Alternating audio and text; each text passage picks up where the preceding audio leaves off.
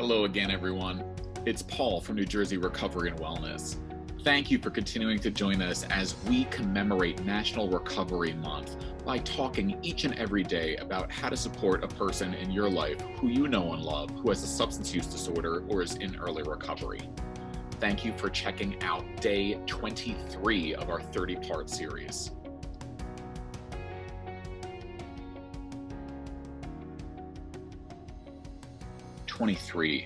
Encourage exercise.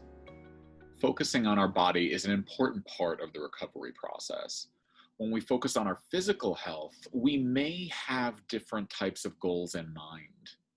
Some may want to trim down, shed a few pounds, and conversely, others may have a hard time maintaining weight and are looking to add mass and tone.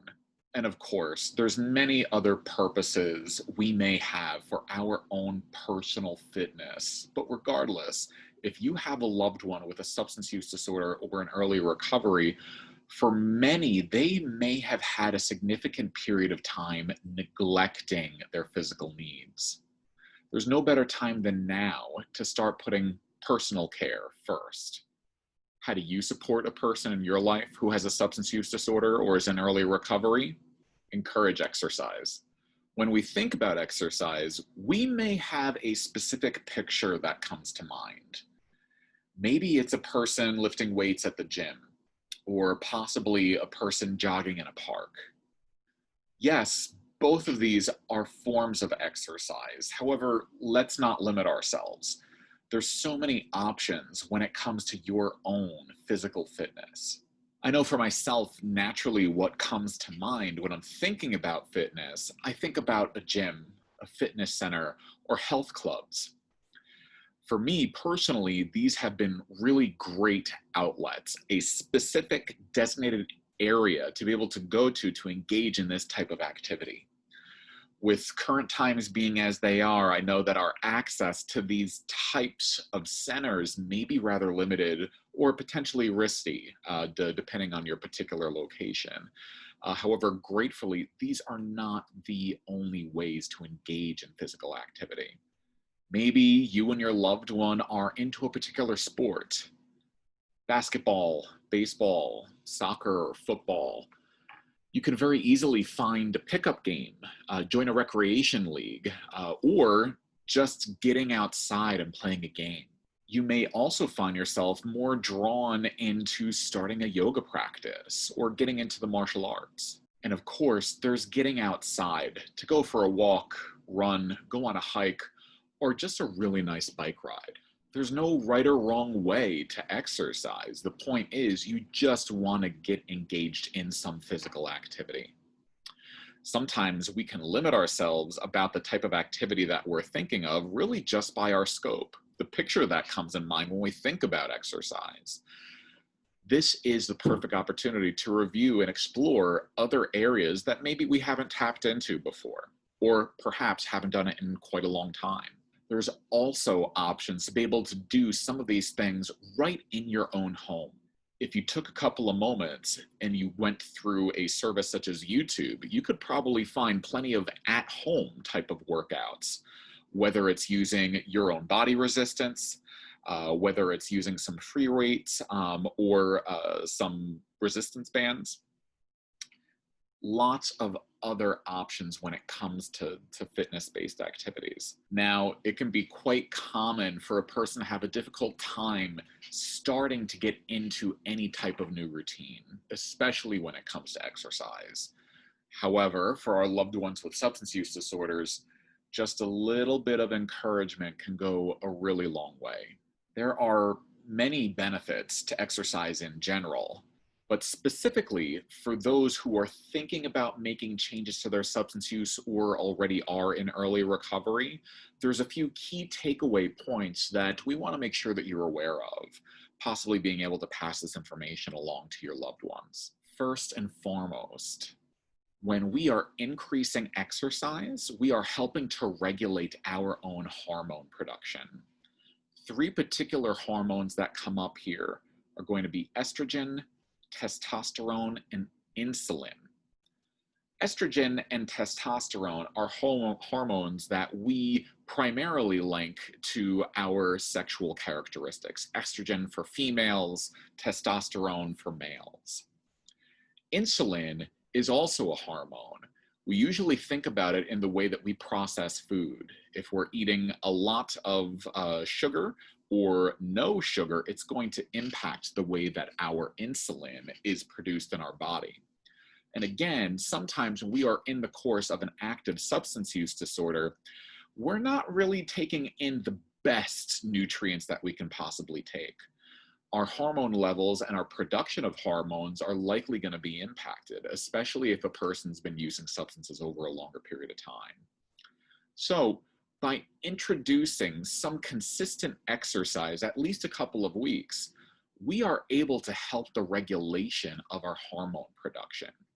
This can be vitally important, not just for some physical processes going on in your body, but also for your mental health. There is plenty of research and data to show that increasing exercise is going to impact and improve your cardiac health as well as your respiratory tract.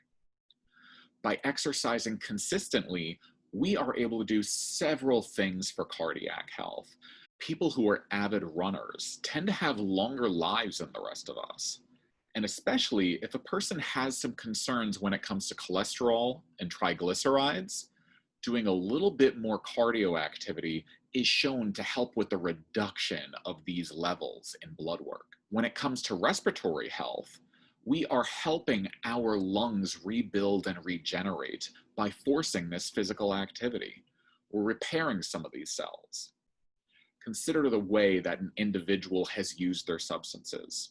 Some people smoke, whether it's nicotine, tobacco, or other substances of abuse. Doing any type of exercise, especially a cardio exercise, is likely going to be difficult in the beginning. Keep it slow and steady, keep it consistent. It will improve over time, and you'll be able to see these benefits as you continue. A significant consideration here, especially for those who are looking to pursue recovery, is that incorporating exercise into your routine is definitely going to help reduce tension and stress. It is a great reliever of stress. And think about, again, what might be some contributing factors to ongoing substance use for people who may have struggled with this in the past. Having a difficult time working through everyday life stress.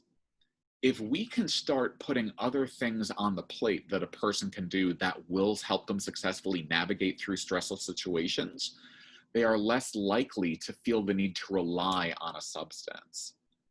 This is a certain way that we want to encourage our loved ones to check out so that we can help support them as they consider this recovery process. Dovetailing off of that, it's also going to be useful to note that incorporating exercise into your routine is going to increase the flow of endorphins. Maybe you've heard about something called the runner's high. It is empirically shown through research that individuals who engage in ongoing cardio exercise are going to experience a sense of relief. They're going to experience a rush through this activity. Individuals who lift weights experience this to some degree as well. This runner's high that people speak of is really just an increase of a flow of endorphins in their brain. Endorphins are a neurotransmitter that we all have. And for individuals that are using substances, particular substances such as opioids, are going to skyrocket the levels of these particular neurotransmitters in a person's brain. If a person's looking at making some changes in their life, maybe they've already stopped using these particular substances, things are going to feel out of whack.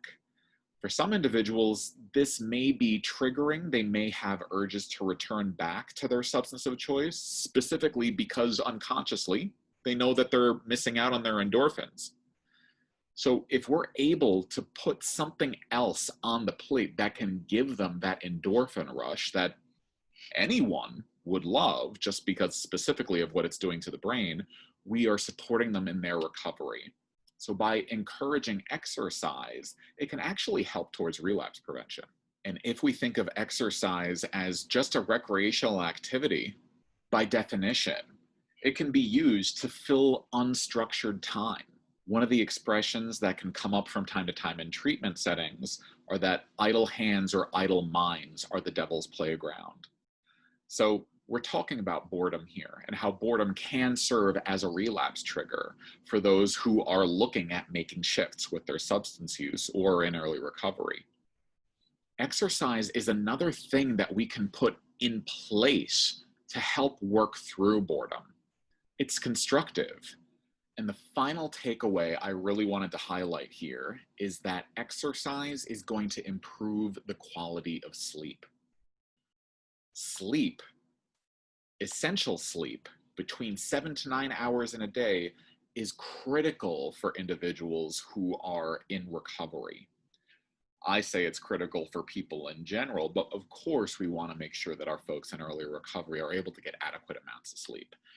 And yet it can be difficult because of different things that are going on in the body, different things that are going on in the mind.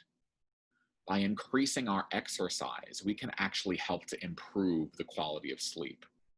Exercise helps to quiet the mind, and it expends all of the excess energy that we have in our body. So for two different reasons, it's really helping the body prepare to get some restful sleep so it can reset, recharge, so you can be rejuvenated for the following day. Again, earlier in this series, we've already talked about how whole person healing includes everything about a person, mind, body, and spirit. Tending to our body certainly is an important piece of the picture. By encouraging our loved ones to engage in exercise and even joining them in it, we're supporting them in taking a step towards healing.